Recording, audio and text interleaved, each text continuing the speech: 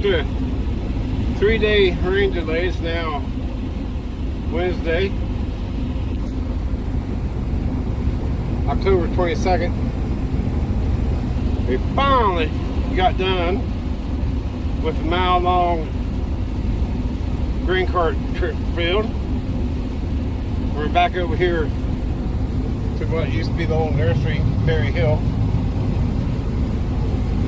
to get this 32 acres of corn. Hopefully you have it done by tomorrow.